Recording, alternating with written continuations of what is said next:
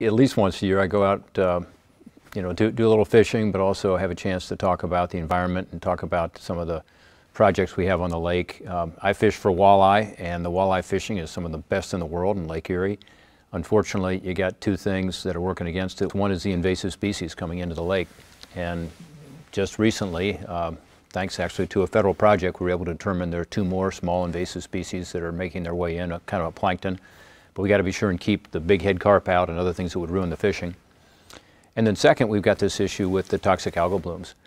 And they were a little better this year than they have been in some years past, but unfortunately, when the blooms are really tough, it's impossible to get out in the lake and enjoy it. Whether it's the fishing industry, which is huge, the recreational fishing industry in the Great Lakes overall is a $6 billion industry, and Lake Erie is the most productive of all the lakes, so it's really important in northern Ohio.